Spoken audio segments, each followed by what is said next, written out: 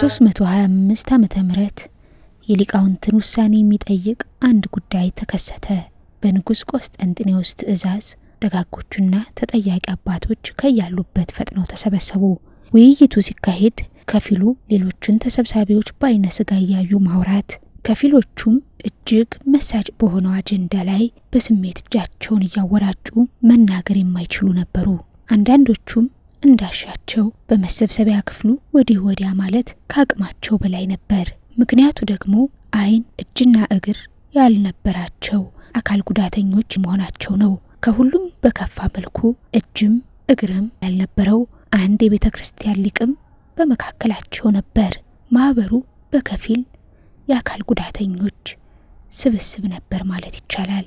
ይህ ጉባኤ አካላቸውን ብቻ ሳይሆን ነፍሳቸውን ለቅድስት ቤተ ክርስቲያን ለመስጠት የማይሳሱ ሃይማኖትን ለማቅናት የተሰበሰቡ የሰለስቱ ምዕት የኒቅያ ጉባኤ ነበር። ንጉሱ ቆስጠንጢኖስ ባሪዮስ ምክንያት ጉባኤ ኒቅያ ተደርጎ የተጠሩት ሊቃውንት ሁሉም አንዳንድ ምልክት ነበራቸው ነው የሚለው።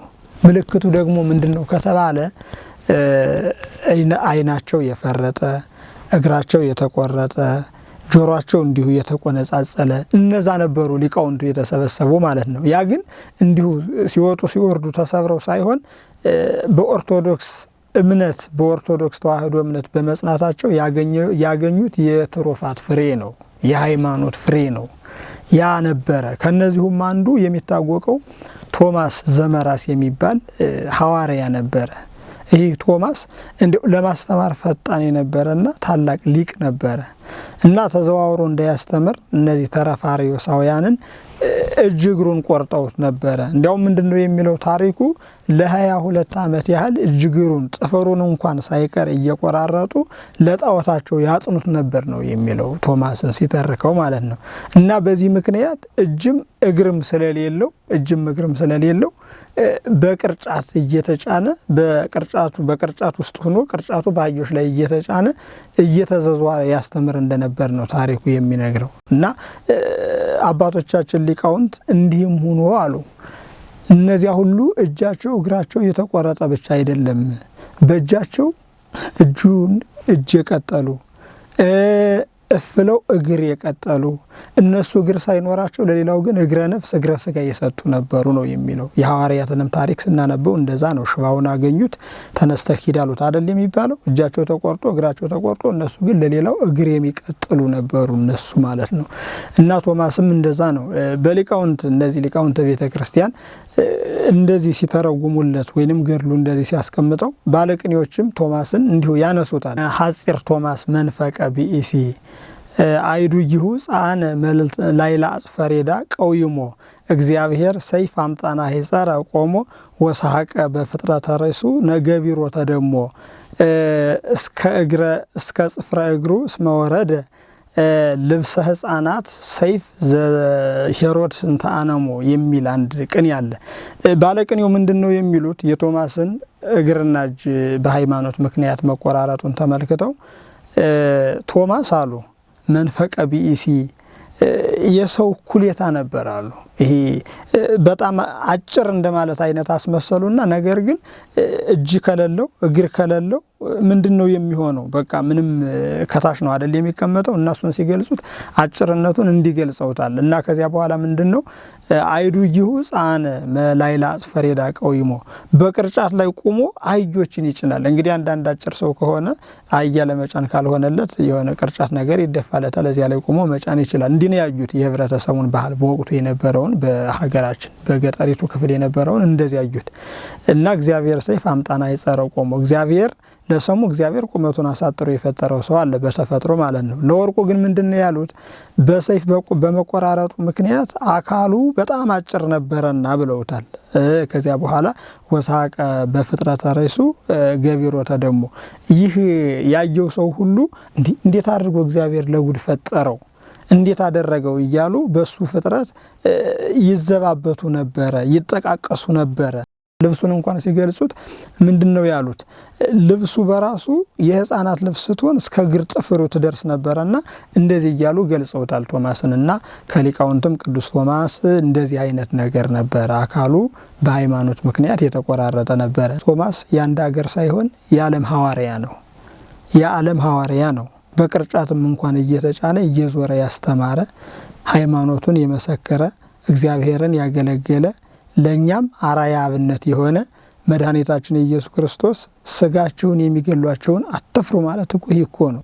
አባቶቻችን አካላቸው ቢጎዳም መንፈሰ ጠንካራ ስለነበሩ በሳት በመከራ ተፈትነውና አልፈው ወርቅነታቸውን ያረጋገጡ ወይም ያሳዩ ምርጥ የቤተ ክርስቲያን አለኝታዎች ናቸው። ታላቁን ሐዋርያ ቅዱስ ያዕቆብ ሁለ ጊዜነ የሚለውን ማንሳት እንችላለን። አሁን እሱ ምንድነው የሚሆነው? ወሀብጣ ገሪሁም ብዝሐቀዊም ነው የሚለው። ቁሞ ስለሚጸልይ ቁሞ ስለሚያደር በጣም ጻማ ተጋድሎ ታላቅ ስለነበረ እግሩ አብጦ ነበር ነው የሚለው ያለ እግሩ አብጦ ነበረ እና ምንድነው እንዲያውም አባቶቻችን ሲተረጉሙ ሐዋርያት ይህንን ዓለም እጻ በጻ ብለው ተካፍለው ሲሄዱ ለሱ ኢየሩሳሌምን ሰጥተውት ሄዱ አሉ። ኢየሩሳሌምን የሰጡበት ሁለት ምክንያት አለው ብለውታል። አንደኛው ምክንያት እግሩ እንደ ገመል እግር ሆኖ ነበር። ወኮነ እግሩ ከመ እግረ ነጌ እንደዚሆንም ቢሉ እንደ ገመል እግር ተድበልብሎ ነበርና እንዲው ከሚወጣ ከሚወርድ ብለው ኢየሩሳሌም አስቀምጠውት ሄዱ አለ። ምስጢሩ ግን ለዚህ ብቻ አይደለም ያስቀመጡት። ያዕቆብ የተወለደው በኢየሩሳሌም ነው፣ ያደገው በኢየሩሳሌም ነው። በቤተ መቅደስ ተምሯል። ምሁረ ኦሪት ነው። በቤተ መቅደስ ደግሞ የኦሪትን ሕግ ጠንቅቀን እናውቃለን እናስተምራለን የሚሉ የኦሪት ሊቃውንት ነበሩ። እነሱን ተከራክሮ ይርታቸው ብለው ለሁለት ነገር ነው ተተውት ይሄዱ። ምክንያቱም አይ ደካማ ነው እንዳይሉት መድኃኒታችን ኢየሱስ ክርስቶስ ይህንን አይቶ ከመምረጥ ወደ ኋላ አላለም፣ መርጦታል እሱ ማለት ነው። ከዚያም በላይ እሱ የበቃ ሐዋርያ ቅዱስ ስለሆነ ደመና ጠቅሶ ሂዶ የትም ቦታ ማስተማር ይችላል። ከዚህ ዘመን በኋላም አብዛኞቹ የቤተ ክርስቲያን ስመጥር አገልጋዮች የስጋ ሙሉ አካል ያላቸው አልነበሩም ቢባል ሐሰት አይሆንም። መምህር ኤስድሮስ የሚባሉ የቤተ ክርስቲያን ሊቅ ነበሩ።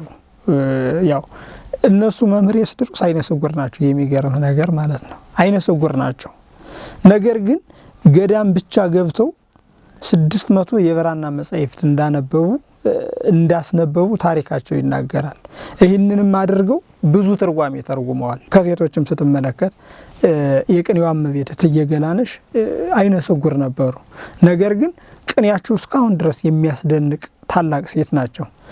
እንደዚህ ከተመለከት ነው ማለት ነው። ከቅርብ ጊዜ ብትመለከት አሁን ትላንትና በአካለ ስጋ የተለዩን በአካለ ነፍስ ከኛ ጋር ያሉት አሁን ይህንን የቤተ ክርስቲያንን ማሕሌታውያንን ያሬዳውያንን ሊቃውንት የፈጠሩት አቋቋሙን ከስር ጀምረው ከስር ከመሰረቱ አስተካክለው መጽሐፍ ጽፈውልን መልካ መልኩን ሳይቀር በምልክት አስቀምጠውልን ያረፉት አሁን የኔታ መጋቢያ ይላፍ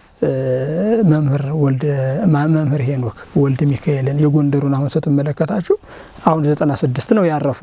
አሁን እሳቸው እድሜ ዘመናቸውን ጎንደር ላይ ቁጭ ብለው ሲያስተምሩ የኖሩ ነገር ግን አይነ ስውር ሆኖ ሊቃውንቱን ግን የፈጠሩ ታላቅ የቤተ ክርስቲያን ሰው ናቸው። ዛሬም ቤተ ክርስቲያኒቱ እንደው በያሬዳዊ ዜማ የምትተነፍሰው በእሳቸው ትንፋሽ ነው እስካሁን ድረስ ማለት ነውና እንዲህ አይነት ነገር አላቸው። ስለዚህ እነዚህ አካል ጉዳተኞች ለቤተ ክርስቲያን እንቁ ናቸው።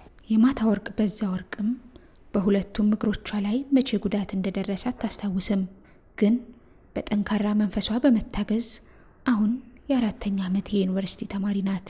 አካሏ በመጎዳቱ ምክንያት የገጠማትን ፈተና ስትናገር ብዙ ፈተናዎች አሉ። አሁን ታች ክላስ ስትማሪ ይህን ያህል ፈተና የለው ማለት አስተማሪዎችን ትሪት ያደርጉሻል። በቃ ጥሩ እንትን አለው። ግን ዩኒቨርሲቲ ውስጥ በጣም ቻሌንጅ አለው። አሁን ለምሳሌ ብዙ ነገር የሚገጥሙሽ እንትኖች አሉ። አሁን ለምሳሌ ክላሶችሽ ላይ መችሽ ይችላል። ያንን ለማስቀየር ብዙ ጠረዳለው።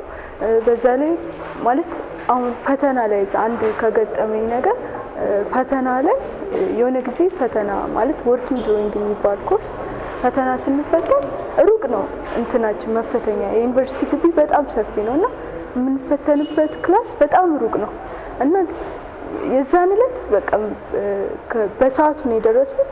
ግን በጣም ደክሞኝ ስለነበር መስራት አቃተኝ።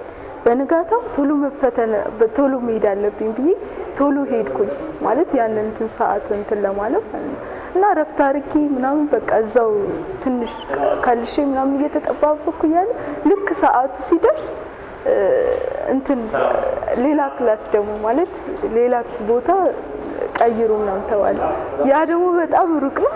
እዛ ሄጄ ቁጥር ራሱ ማለት የቁጥሮችን ራሱ ማንበብ የሆነ የሚያቅትሽ ወቅት አለ ማለት በጣም ከመድከም የተነሳ ማለት ነው። ወገባቸውን በአንድ ሌሊት አጋጣሚ ታመው አካል ጉዳተኛ የሆኑት በዳግማዊ ምኒልክ በታዕካ ነገሥት በዓታ ማርያም የቅዳሴ መምህር የሆኑት የኔታ የማነ ብርሃን ቤተሰቦቻቸው አርሰው እንደማይበሉ ሲረዱ ወደ አብነት ትምህርት ቤት አመጧቸው።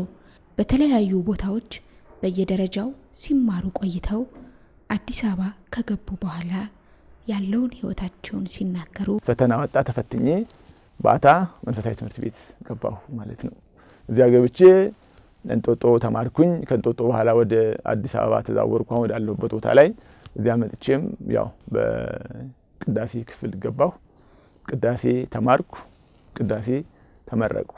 ዘመናዊ ትምህርት የሚባለው ደግሞ መማር እንዳለብኝ መረጃው ወይም ኢንፎርሜሽኑ አስቀድሞ ያ መንዝ እንደነበርኩም ነበረኝ። እዚያ ትምህርት ቤት ስንኖር 10ኛ ክፍል የተፈተኑ 12 የተፈተኑ 8 የደረሱ ተማሪዎች አሉ መንፈሳዊ ትምህርት የሚማሩ እና ቅዳሜና እሁድ ወይም በረፍት ቀናችን ሂሳብ እንማር ነበር።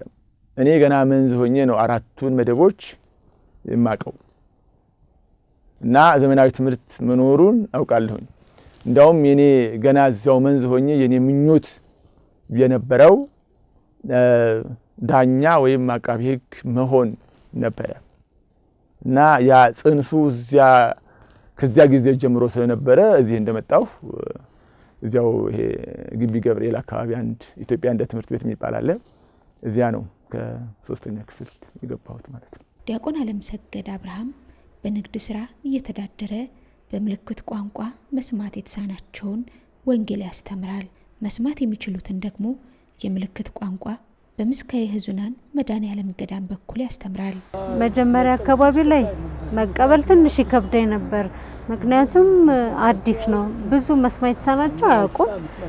አልፋ ቦሌ መስማት የተሳናቸው ትምህርት ቤት አለ። እዛ ስገባ መስማት የተሳናቸው ምልክት ቋንቋ ሲያወሩ ሲያይ እደነግጥ ነበረ። ከዛም በኋላ ቀስ በቀስ እየተለማመድኩ ምልክት ቋንቋውን ከነሱ ጋራ አብሬ በመዋል ሳሻሽል ሌላ አማራጭ የለኝም። ያው ተቀበልኩኝ። መስማት የተሳነኝ ቢሆንም ምልክት ቋንቋው ለኔ ይረዳኛል። በዚህ ምክንያት ምልክት ቋንቋን ሲያዩት ይገባል። ድምጽ ግን ምንም መስማት አልችልም። በዚህ መስማት የተሳነኝ መሆንን ያው አምኜ መቀበል ነው። ሌላ አማራጭ የለኝም። በአካላቸው በደረሰው ጉዳት የሕግ ትምህርታቸውን ለማቋረጥ የተገደዱት የኔታ የማነ ብርሃን በተለይ በከፍተኛ ትምህርት ተቋማት ከገጠማቸው ተነስተው እንዲህ ይላሉ። ከዚያ በኋላ ወደ ምኒልክ ትምህርት ቤት መምጣት ነበረብኝ። እንግዲህ ወደ ምኒልክ ትምህርት ቤት ለመምጣት ደግሞ አሁን ካለሁበት ቦታ ተነስቼ ምኒልክ መምጣት አልችልም። ስለዚህ ለኔ ችግር ስለነበረ ትምህርቱ እዚህ ጋር መቆም ነበረበት። ቆመ። ለ3 ዓመት ያህል ይሁን እንዲህ አካባቢ ትምህርት ሳልማር አቁሜያለሁ። በኋላ ነው እቺ የምትገፋው ዊልቸር አቡነ ማቴዎስ የሚባሉ ነበሩ፣ ነፍሳቸውን ይማረው። እሳቸው ጋር አንድ ሰው እንዲሁ ጨዋታ በጨዋታ ተነስቶ ወሰደኝ። እሳቸው አዩ፣ በጣም አዘኑልኝ። እንዲያውም እሳቸው ሐሳብ ሞተር የለም ወይ ሞተር ነገር አሉ። አይ ሞተር ነገር ውድ ነው፣ ሀገር ውስጥ ማይገባም፣ ታዲያ ምን ይሻላል አሉ። ይሄ በእጅ የሚገፋ ነገር አሉ። እሱን ከሰራተኛ ማጉዳይ ሚኒስቴር የሚያቆሰው ነበር። እሱን ቤት ድረስ እሳቸው አመጡልኝ። በእውነት አንዱ ለህይወት የመለወጥ እሳቸው ትልቅ አስተዋጽኦ አላቸው። ከዚያ በኋላ ምኒልክ መጥቼ በሱ በዊልቸር እስከ 12ኛ ክፍል ተማርኩ። 3.4 ነው ያመጣሁት፣ ማታ ነው። ከዚያ በኋላ 6 ኪሎ በህግ ዲፕሎማ ገባሁኝ። እዚያም ስገባ በዊልቸር ትምህርቱ የሚሰጥ መከታተል የሚችልበት ደረጃ ላይ አልነበረም። እኔ ቀን ሰራለሁ፣ ያው ማታ ነው መማር የነበረብኝ። እዚያ ስገባ የግድ ሞተር ሊኖረኝ ይገባል በሚል እንዳልኩሽ እንግዲህ ትምህርት ብቻ ሳይሆን ማህበራዊ ኑሮዬም እንግዲህ ኢኮኖሚካሊም የግድ ሞተር ሳስብ ሞተር መገዛት አለበት። ሞተር ለመግዛት ደግሞ ገንዘብ ሊኖር ይገባል። ገንዘብ እንዲኖርሽ ደግሞ የማገኘው ደሞዝ በጣም ትንሽ ነው። ስለዚህ ሞተር ለመግዛት አይደለም ለመኖርም የሚያስችል አይደለም። ስለዚህ ገንዘብ ያስፈልጋል። የተለያዩ ስራዎችን እሰራለሁ። ለምሳሌ እኔ እጽፋለሁ የቁም ጽሁፍ። ተወሰነ ገንዘብ አጠረቃቀምኩኝ። አንድ ወንድሜም ነበረ በኋላ እሱ ውጭ ሄደ። እሱም ገንዘብ ላከልኝና ሞተር ገዛሁ፣ አሮጌ ሞተር እና እሷን አሳደስኩኝ። በሷ 6 ኪሎ እየተመላለስኩ ማራለሁ የሚል እቅድ ወጣ። ባለኝ ገንዘብ እቁብ ገባሁኝ። ከዚያ በኋላ መጀመሪያ ሴሚስተር የሚከፈለውን ከፈልኩኝ። በኔ ቤት ሞተሩ አንዴ ከተሰራ አንዴ ከታደሰ ምንም የሚበላሽ ነገር የለም የሚል አሳሰብ ነበረኝ እኔ። ምክንያቱም ስለ ሞተር ያለኝ አመለካከት ትንሽ ስለነበረ። ስለዚህ ሞተሩን 1 ወር ሄድኩበት። ከ1 ወር በኋላ ሞተሩ ቆመ።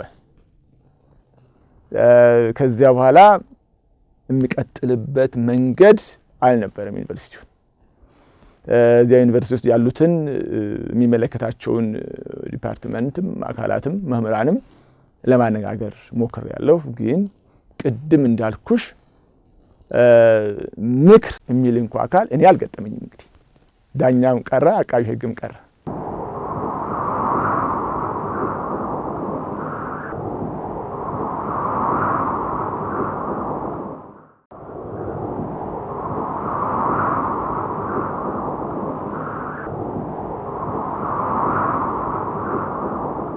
ባላደጉና በማደግ ላይ ባሉ ሀገራት አካል ጉዳተኛ መሆን እንቅፋቱ ብዙ ነው። እግረ ህሊናቸው እንደፈለገ እንዳይሄድ የሚገድቡ ምክንያቶች ብዙ ቢኖሩም መንገዳቸውን መጥረግ የማይታክታቸው መንፈሰ ጠንካሮችም ብዙ ናቸው። ቁሽሽ ያለ ነገር ስለለበሰ ደሃ ነው ማለት አይቻልም። አካል ጉዳተኛም ስለሆነ ማለት ይለምናል ማለት አይደለም። መለመን ኃጢአት አይደለም። በእርግጥ መስራት የሚችለውንም አሁን ለምሳሌ እኔ ቤተክርስቲያን ሲሄድ ሳንቲም የሚሰጡኝ ከሆነ የሚመጸውቱኝ ከሆነ ልመናንም እንትን እያሉኝ ነው ማለት እንድለምን እየገፋፉኝ ነው ማለት ነው። ህዝቡ አመለካከቱ ትንሽ ከበፊቱ አሁን የተለወጠ ይመስለኛል። በፊት ምልክት ቋንቋ ምን እንደሆነ አያውቅም ነበር ህብረተሰቡ። መስማት የተሳናቸው ምን እንደሆነ አያውቅም ነበር። አሁን እኔ ትምህርት ቤት ሲሄድ አንድ ወታደር መንገድ ላይ ቆም ይለኛል፣ እኔ ግን አልሰማም። በዛን ጊዜ ብዙ ችግር ነበረ። መታወቂያ ሳሳያቸው መስማት የተሳነው ነው መሆኑን አልተረዳም። እና አሁን ግን አመለካከቱ ተለውጧል። ብዙ ጊዜ በሬዲዮ በቴሌቪዥን የተለያዩ ሚዲያዎች መስማት ስለመስማት የተሳናቸው ስለሚያሳይ የህብረተሰቡ አመለካከት ተለውጧል። አካላቸውን በመስጠት ቅድስት ቤተክርስቲያንን ያገለገሉ አባቶችን በመዘንጋት አንዳንድ ሰዎች በተለይም በቤተክርስቲያን አካባቢ በአካል ጉዳተኞች ላይ የማይገባ ነገር ያደርጋሉ። የኛ ችግር ምንድነው? የውስጥ ችግር ነው። ሌሎቹ አካል ጉዳተኛው ግን የሚታይ ስለሆነ አውጡ ሊሏቸው ይችላሉ። እኛ ግን ብዙ ጊዜ እኛ በመስማት የተሳናቸው ዙሪያ አላጋጠምንም። መጀመሪያ አካባቢ ጉባኤ ሲመሰረት 1986 አካባቢ ገነተ ጽጌ ቅዱስ ጊዮርጊስ ስም ጊዮርጊስ ቤተክርስቲያን እዛ ቁጭ ብለን ትምህርት ስንጀምር ህዝቡ አንዳንድ ያልተረዱ እነዚህ ምንድናቸው በቃ ምንም የማያውቁ ብለው ይመለከቱንም ተገርመው ለነሱ ምልክት ቋንቋ አዲስ ነው። ብዙ ጊዜ ሲያዩት ችግር ነበር። አሁን ግን ህዝቡ እየገባው ከመጣ በኋላ ብዙ ችግር አላጋጠመንም። ቤተክርስቲያን ጥሩ አቀባበል አድርጋ ነው የተቀበለችን። ሌላ በኩል ደግሞ የአካል ጉዳታቸው ጎልቶ የሚታይ ምእመናንን ወደ ቤተክርስቲያን ሲመጡ ከግንዛቤ እጥረት ለልመናና ለረብሻ እንደሚመጡ በማሰብ የሚያዋክቡ ይኖራሉ። ለምሳሌ እኔ በአታ እንጦጦ እንደነበርኩ ነገርሻለሁ። ከዚያ መጥቼ ለታህሳስ በአታ ትልቅ በዓል አለ። እዚያ ተማሪ ነኝ። እንግዲህ እኔ ድርጅቱ የሚያቀኝ ያዛሬ ተማሪ ነኝ። ማታ ተደውሎ ለአገልግሎት ወደ ቤተክርስቲያን ስንገባ በሩ ላይ የነበረው ጥበቃ በፊት ጥበቃ ነበር የመሰለኝ። በኋላ ግን ሳጠና የጽዳት ሰራተኛ ነበሩ። አሁን ሞተዋል፣ ነፍሳቸውን ይማረው። መጀመሪያ አካባቢ ተቀይሚያቸው ነበረ። በኋላ ግን የእሳቸው ችግር እንዳልሆነ ስረዳ መጨረሻ ላይ ወዳጄ ነበሩ። በእርግጥ እንደከለከሉኝ አልነገርኳቸው። ስለዚህ ልገባ ነው ስላቸው ምን ልታደርግ አሉኝ። ለዚህ እኮ አዳሪ ተማሪ ላገለግል ነው አልኳቸው። አይቻልም፣ ላንተ እንኳን አንተና ሌላውም ሰው እዚህ አይገባም። አስቢ፣ እንኳን አንተ ሌላውም ሰው ማለት ምን ማለት ነው? ይሄንን ብንተነትነው ብዙ ትርጉም ይሰጣል። ግን ሰውየው ማን ናቸው? ስለኔ የሚያውቁት ነገር የለም። እንደኔ አይነት ሰው በቤተክርስቲያኑ አገልግሎት አይደለም ሌላውም ሰው ቢሆን አስቸጋሪ ነው። ስለዚህ ከልከሉ ተብለዋል፣ ከለከሉ። ከልክሉ ያላቸው ሰውስ ማን ነው የሚለውን ነው ልናይ የምንችለው። እኔ በዚህ አይነት መንገድ ቤተክርስቲያን ውስጥ በጣም ብዙ ችግር ደርሶባሉ ብትልኝ በጣም ብዙ ነገር ልነግር እችላለሁ። አሁን ግን ሳይው ያ ነገር ችግር አይደለም፣ የግለሰቦች ችግር አይደለም፣ የእምነቱ ችግር አይደለም፣ የቤተክርስቲያኒቱ ችግር አይደለም። ችግሩ ይሄ ማን ነው? የህዝቡ ችግር ነው፣ የማህበረሰቡ ችግር ነው። ከምንም በላይ ከብርም በላይ ከምንም በላይ ፍቅር ይበልጣል እና ከገንዘባችንም በላይ ከምናችንም በላይ ለማንኛውም ሰው ፍቅር ብንሰጥ ደስ ይለኛል። አካል ጉዳተኞች ሁሌ ለማኝ አይደሉም። ማህበረሰቡ ደግሞ ሊያውቅ የሚገባው ነገር ይሄ ነው። እርግጥ ሰዎች ከተቸገሩ የእግዚአብሔር ስም ከጠሩ መመጽወት ህሊናዊ ግዴታ ነው። መርሁ ይሄ ቢሆንም እንደኔ ላሉ አካል ጉዳተኞች ግን ሰርተው መብላት የሚፈልጉ ሰዎች አሉ።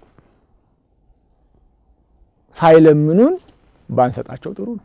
በተለይ መስማት ለተሳናቸው ምእመናንና ምእመናት ቤተክርስቲያን ወንጌልን ለማዳረስ ብዙ መስራት ይጠበቅባታል። ለሀገር ያሉ መስማት የተሳናቸው የቤተክርስቲያን ትምህርት ወንጌል ገና አልተስፋፋም እና ችግር አለዛም።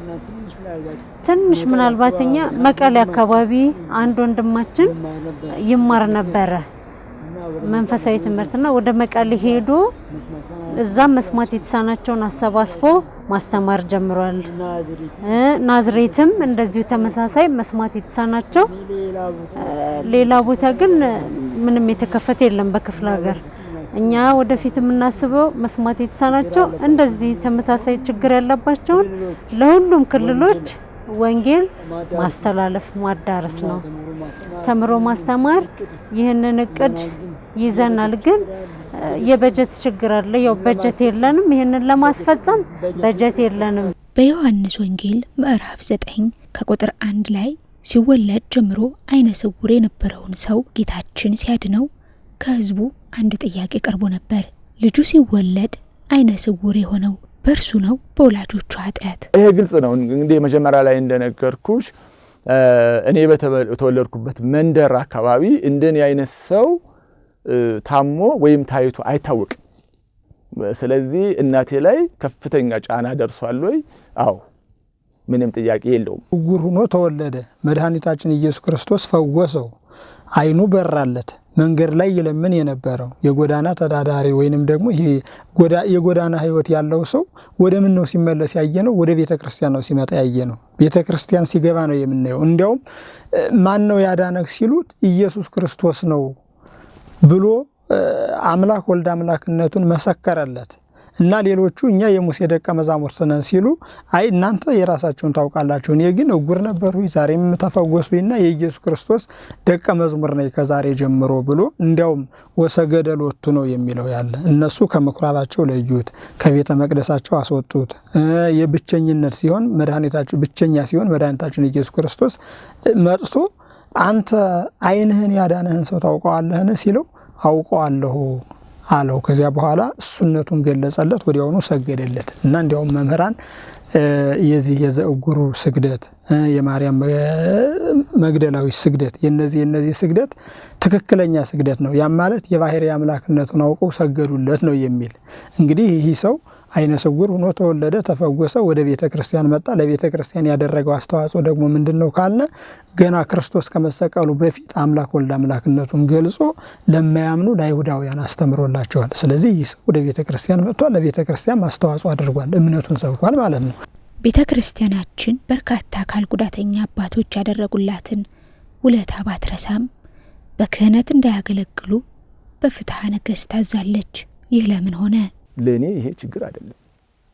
እንኳን ሥርዓተ ቤተ ክርስቲያን ቀርቶ እንኳን የእምነት ነገር ቀርቶ አንድ ድር ላይ እንኳን ሕግና ሥርዓት አለው አይደለም?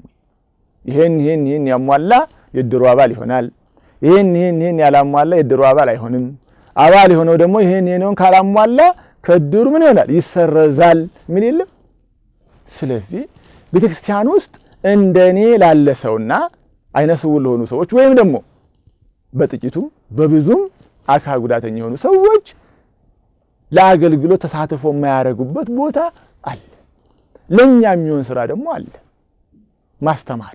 በኢያሪኮ መንገድ ጌታችን ኢየሱስ ክርስቶስ በሚያልፍበት ወቅት ብዙ ጤናማ አካል ያላቸው ሰዎች አንድም ለወሬ አንድም የውስጥ ችግራቸውን ለመፍታት ይከተሉት ነበር። ማየት ያልቻለ አንድ ለማኝ በዚያ ነበር። ይህ የምሰማው ምንድነው ብሎ ጠየቀ።